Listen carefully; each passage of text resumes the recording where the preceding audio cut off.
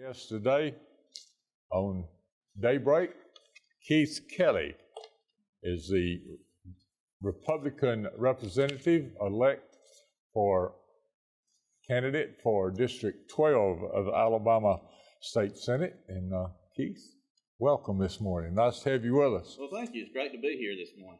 Well, it's early, isn't it? It's a little early, but I'm used to getting up. I get started about 4:30 to 5 every morning, so it's not new for me. That's usually the middle of the night for me. But let's talk about your run for.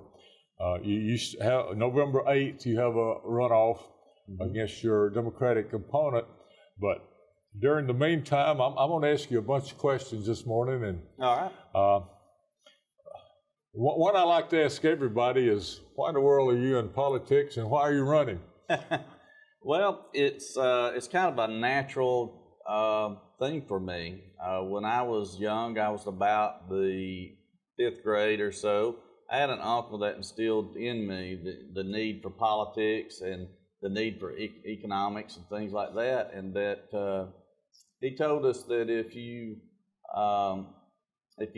wanted something changed, you just need to do it. You didn't wait for somebody to tell you to do it or give you permission to do it. You just went out and made it happen. So that's kind of what I've done since I was somewhere around 20 years old or so.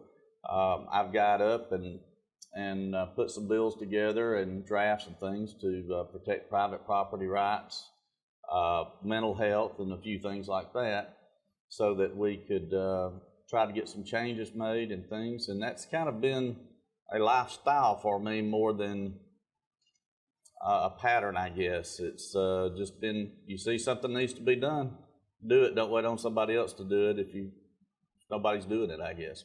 Okay, tell us about yourself. Tell us about your family, if you wish to, and what you do now for a living, and and all this. Just tell us a little about Keith Kelley. All right.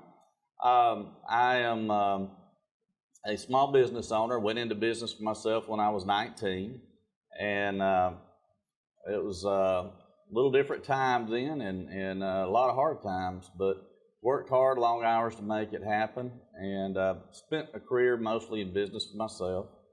And through the years, I've done a number of different things. I own a real estate and development company now, and I have for about 30 years. I'm a broker there, Harris McKay Realty, Century 21 up in Anniston. And we do site selection for large companies and things like that for economic development. We do sell homes, lease property for investors, and do commercial work. Married to my lovely wife, Phyllis. Been married for over 40 years. So she makes sure I stay out of trouble and keep me along the narrow path. I've got a couple of sons, and I've got some grandkids that keep my life pretty interesting. So that's a little bit about my day, but I stay active in the community, the Chamber of Commerce, and different things and different community events, and have pretty much my whole career. Talking with Keith Kelley, the candidate for State Senate for Alabama District 12. Some of the people, and there was some confusion in Sylacauga in South Talladega County when election came up. We were in District 11, which was Senator Jim McClendon's district. Under reapportionment, we became part. They needed some more people in the District 12. So you can go a mile from right here, and you're in District 11, but we're sitting in District 12 in Sylacauga right now. And just tell us what encompasses District 12 now, that we will know who our buddies should be. Where you are. Okay. Well, during the redistricting, it's done every 10 years, and it's based on the census. And so when the census is done, you carve out, and like in the Senate district, you'll have between 140 to 150,000 people in each Senate district in Alabama. So they try to make that and draw it out as fair as they can to keep those numbers somewhat consistent through the state. And the Sylacauga was previously not in District 12. I believe it was in District 11. District 11. Yes, sir. And they actually split Talladega County. And so the western part of the county gets into District 11, the eastern part into District 12. Now, Sylacauga is in District 12 over to the highway there, right along in that area there. And it encompasses all of Calhoun County. So the district really goes from Cherokee County all the way down to Coosa County. So you got a lot of districts to cover in campaigning. A lot of district, a lot of land there. The good thing is it's good people from top to bottom. There you've got a lot of good rural people. I'm kind of an old agriculture guy, so I love it. And over the years, I've been president of the State Association of Realtors and did a lot of political things during the legislative time. And so, Sylacauga is not new to me. I come through here quite frequently. And then also, my grandmother was raised and lived here. And so we're pretty familiar with this area. When you're elected, what do you wish to accomplish? I want to make everything better. I'm not just someone that wants to get in there and sit down there and say that I was a senator and add that to a resume. Quite honestly, I don't need or desire to have anything else on my resume. I want to make things better and see things grow and prosper. There's a number of things over the years that have gotten my attention that I wanted to make better. A lot of mental health issues in our state right now. My mother has dementia. We had a friend that had a son that when he reached his 20s had some mental health issues. And those are things a lot of people don't pay attention to, they overlook, but they're important and they touch about every family. So those are just a couple of the things that's important to me. Economic development is really big. I'm a small business guy. I believe small business is part of the backbone of the community. You have a major catastrophe in the area or, you have somebody in need, you look at the small businesses and they usually step up and rally to help their neighbors. You listed on your website, you list 7 items of interest in what you outlined your opponent. And I've got an 8th one that after last week's $1.34 billion Powerball Lotto, that I would probably think that probably $3 or $4 million out of Alabama went to the other state. Where do you stand on the lotto? Well, personally, I'm not for gambling.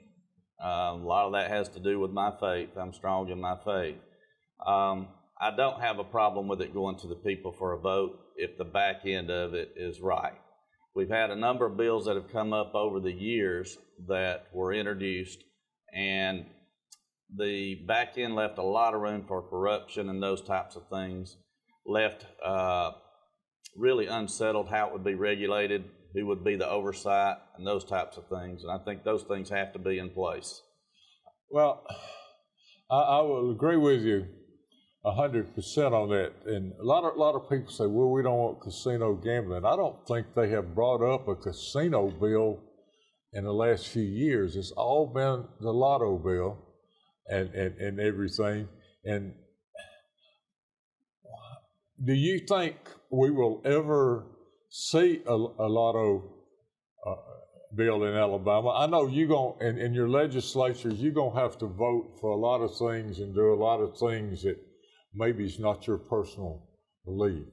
That you're not going against your personal belief, but when it comes down to the law and the law and the law is the law, and you have to, you can set that.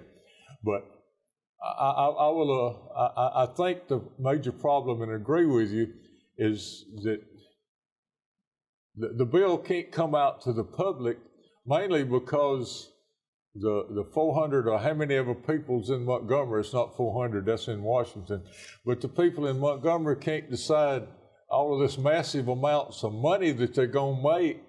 They can't decide what to do with it, who's going to spend it. Now, you're spot on. You're spot on.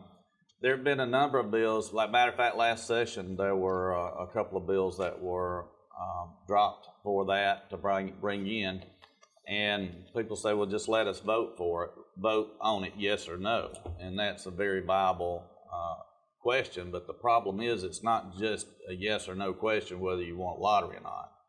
There's, if you choose to have it, or if the voters decide that they want it, then what's going to happen with the money? And the reason that it hasn't already come to the people for a vote is exactly what you're talking about. The disagreement among various special interest groups about who will get the money. And everybody wants to throw out general statements about, well, it would go to this, this, or this. But you've got to get specific on it. Back quite a few years ago, Siegelman, when he was in place, he pushed one, and it was actually going to favor just a very small few people. A very small few people were going to get very wealthy. And the other thing is you've got a lot that goes along with when you start something like that. You've got the regulatory issues to deal with. And getting everybody to agree with that when everybody is wanting a piece of it is a very difficult thing to do. Well, Keith, we got gambling in Alabama. We got casinos in Alabama. We got slot machines in Alabama. It's all legal. But the only trouble is the people of Alabama and the state of Alabama is not getting any of the money. I think that's where I'm really concerned about it. My opinion doesn't matter too much, but I think we need to get that money. And you've got one faction that's keeping this from passing, and you know what faction in the state that is. It's the Porch Creek Indians that's keeping it from passing, and all of the funds are pouring into the government. Let's get on to the thing that's near and dear to my heart is education. The education in Alabama is declining, public education. I think any way you want to look at it. I heard the comment from one board of education that when they got the test scores, they weren't really unhappy with them. They were down, but they weren't unhappy because they weren't down more than the national average. So that's where we stand. 14% of the 8th graders in Alabama are not proficient in math. That means they can't make 50 on a math test. Where you stand on that, and what's your idea? I know this is a tough question. You got a lot of points, but I think what I'm doing today is you're going to be there, and you person that, from reading your bio and talking with you, you're going to do something about it. All of this started in most of the statistics we have now where everything's down 2019, 4 years ago. They hadn't even updated the stuff. What's your plans for education? Well, this is something that every election cycle comes up. And I mentioned a while ago that I'm not doing this to add something to a resume. This is something that we've got to do something about. The can's been kicked down the road.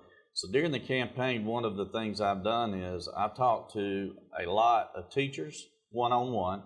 I've talked to parents one-on-one, administrators, and as an employer and a small business man, I've got people that come in that have a high school diploma that sometimes can't write a complete sentence.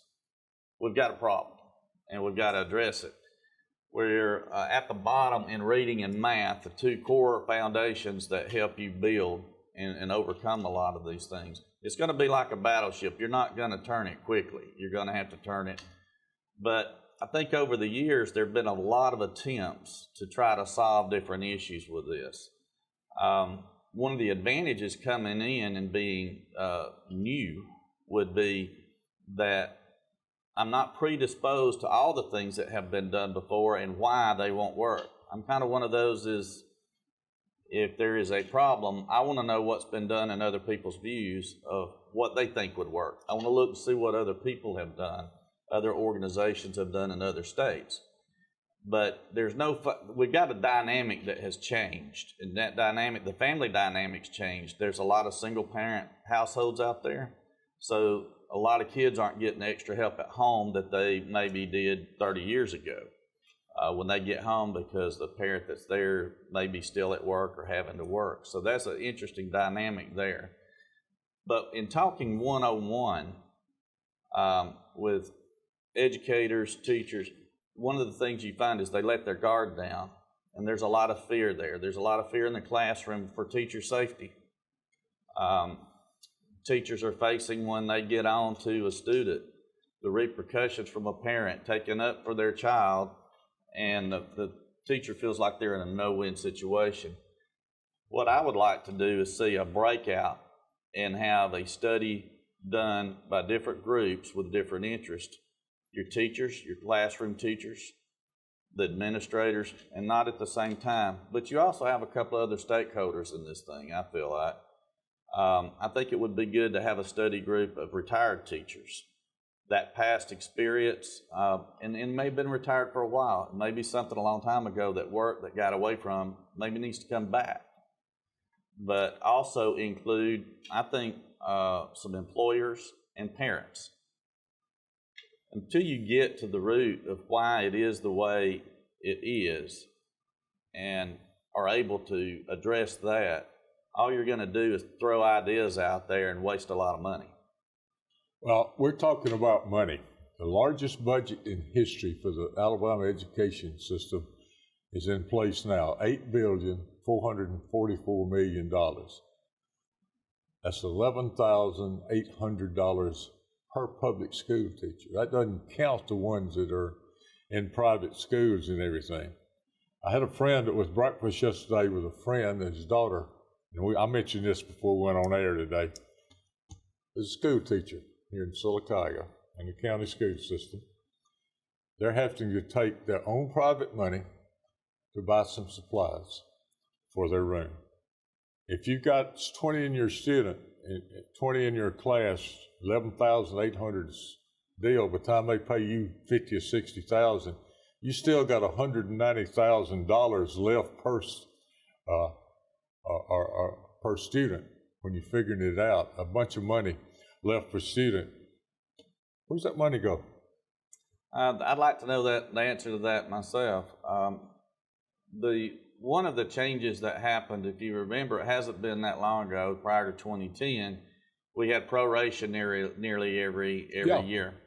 And when the legislature went to a rolling reserve, we haven't had that issue since.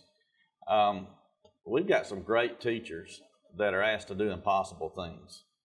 And thankfully, most teachers have a servant-type heart, and they're willing to go out and buy out of their own pocket a lot of supplies for the classroom that they shouldn't have to be, that it should be funded.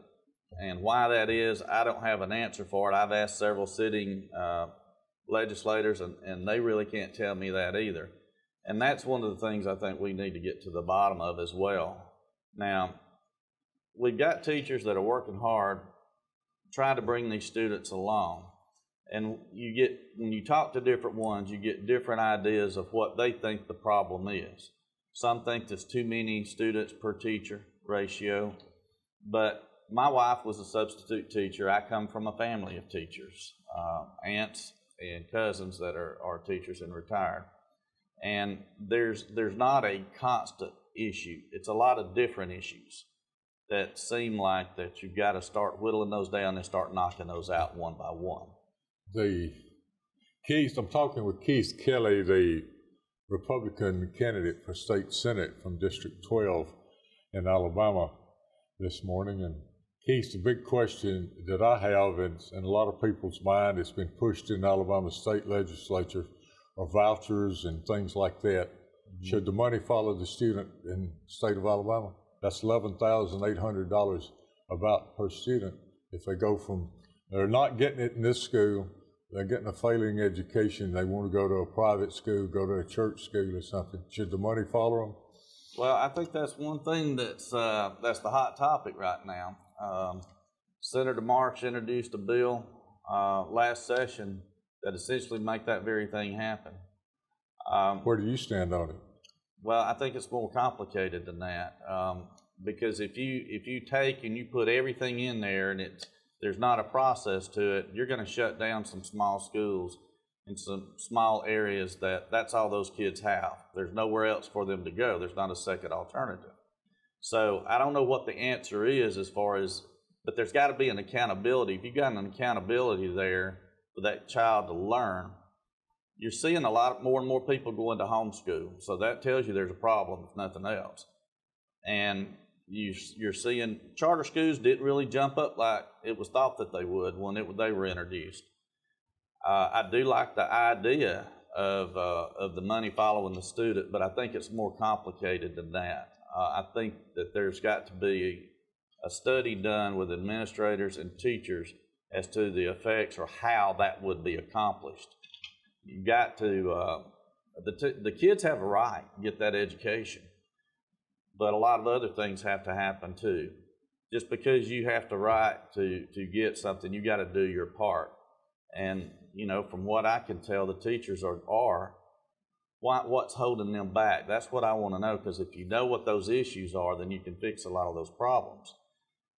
With the money following the student, that would tend to make a school have to produce and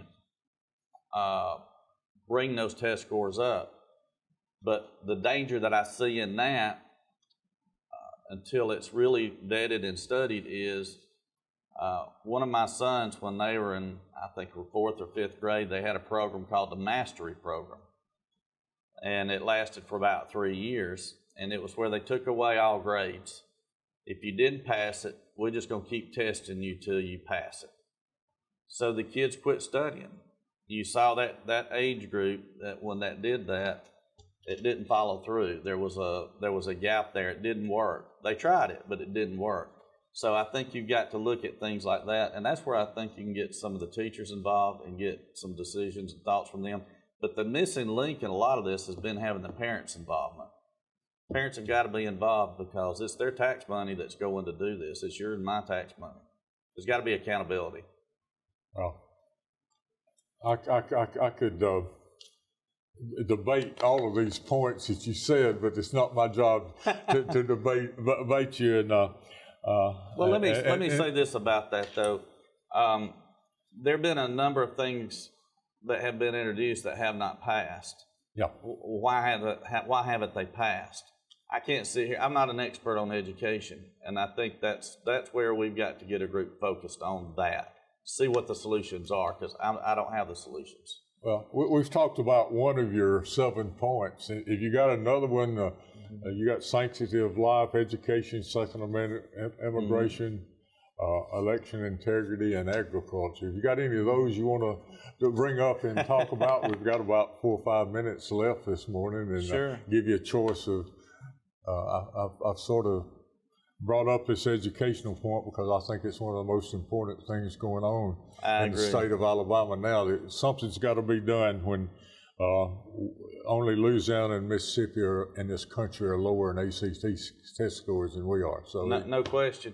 And what people don't realize, if I may continue on education just a minute, that's got to be a top priority, because with education also comes economic development. When somebody is looking at locating an industry in our state, one of the first things they ask about is education. That's got to go to do with your workforce. And that, a while ago, I said that one of the stakeholders we need to try to find a solution to this has got to be employers. When kids get out of school, they've got to be employable, and a lot of times they're not. So I think that's a big factor. Not only do they look at it in the state when they decide to come to the state, and then they start looking to which section of the state to come. They continue on looking at the educational background and what they're going to get. And I think the second thing they look at, many people hadn't said, is the quality of life in an area. And that's one thing that I really feel strong about. I feel like we live in the best state in the country, and I'm not just saying that. I believe it with all my heart, and it's because of the quality of life. Absolutely, quality of life. It's a great place to raise a family.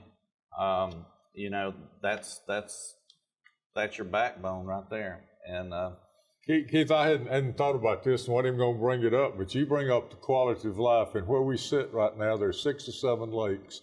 There are 3 or 4 national parks.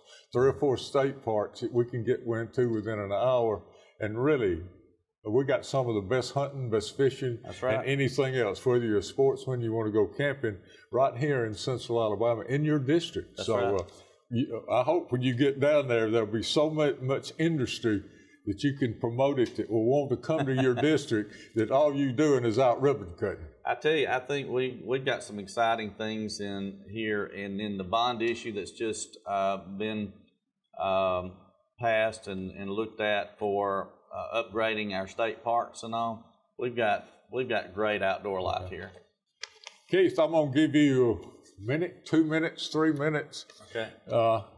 To look into the camera and tell the people on November 8th, why should they go to the poll and vote for Keith Kelley for state senator for District 12? I mean, you can make your campaign speech any way you want to. Well, it's not really a speech. I guess it's more of a statement. And I've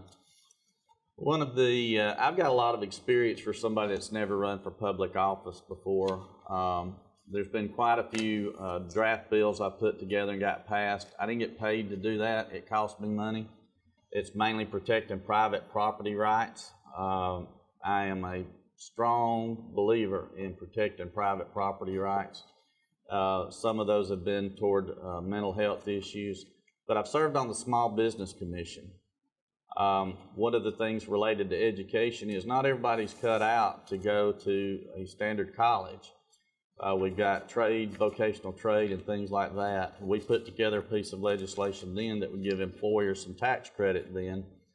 And when that student got out of school and got into the workplace, they were trained, whether it was welding, HVAC, whatever it may be, and the employer got a tax credit. The city got a taxpayer that had a good job. The employer got a great employee, and the employee was a productive citizen right off the bat. Everybody wins in those types of situations. So I've got experience on that side. And what I do for a living is basically a lot of economic development and business recruitment. So that's been not new, that's lifelong. A lot of people run for office and get into it, and then that's what they want to do. The experience is already here. Governor Riley put me involved with the BP oil spill negotiations. I didn't get paid to do that. I did that as a volunteer.